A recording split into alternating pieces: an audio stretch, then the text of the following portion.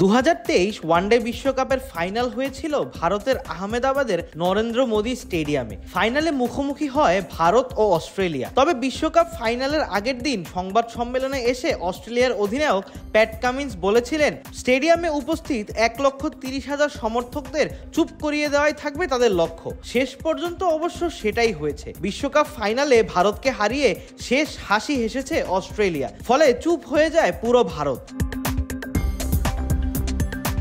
Walton fridge কিনে অনেকের মতো আপনিও হয়ে যেতে পারেন মিলেনিয়াল। সেরা পণ্যের সেরা অফার।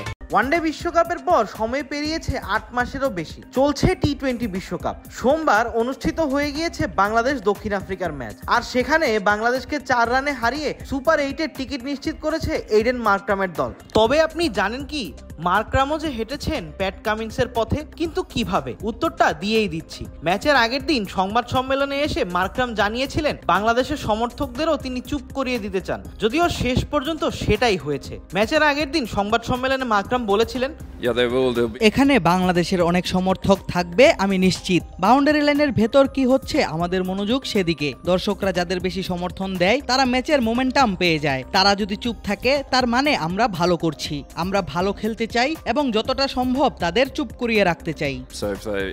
নিউ ইয়র্কের নাসাউ কাউন্টি ইন্টারন্যাশনাল ক্রিকেট স্টেডিয়ামে দর্শক ধারণ ক্ষমতা প্রায় 35,000। বাংলাদেশ দক্ষিণ আফ্রিকা ম্যাচে মাঠে দর্শক ছিল প্রায় 23,000, যার মাঝে বাংলাদেশের সমর্থক ছিল প্রায় 70%।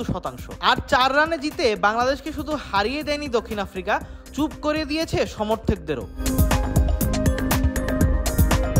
জয়ের জন্য বাংলাদেশের শেষ 2 বলে প্রয়োজন ছিল 6 রান। কেশব মহারাজের ফুলটস লং অন দিয়ে মারলেন মাহমুদুল্লাহ রিয়াদ। মনে হচ্ছিল সীমানা পার হয়েই যাবে, কিন্তু না, দড়ির ঠিক আগে লাফিয়ে দারুণ ক্যাচ নিয়েছেন মার্করাম। একই সঙ্গে নিশ্চিত করে দিয়েছেন দক্ষিণ আফ্রিকার জয়টাও। যদিও শেষ বলে কেশব মহারাজ আরেকটি ফুলটস দিয়েছিলেন তাসকিনকে, কিন্তু তাসকিন সেটাকেও কাজে লাগাতে পারেননি, মারতে পারেননি বাউন্ডারি। খুব কাছে গিয়ে হারতে হয়েছে বাংলাদেশকে।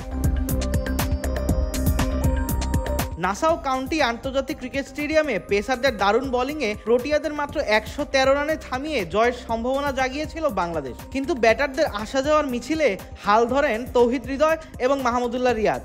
যদিও শেষ পর্যন্ত সমীকরণ মেলাতে ব্যর্থ হয় বাংলাদেশকে 109 রানে থামিয়ে তৃতীয় জয় তুলে নেয় দক্ষিণ আফ্রিকা। দলটি নিশ্চিত করে সুপার 8। তবে দক্ষিণ আফ্রিকার বিপক্ষে হারলেও এখনও সুযোগ আছে বাংলাদেশের। 13 ও 17 জুন নেদারল্যান্ডস ও নেপালকে হারালেই সুপার 8-এর টিকিট পাবে নাজমুল হোসেন শান্তর দল। আবিদ মোহাম্মদ, ক্রিক ফ্রেন্সি।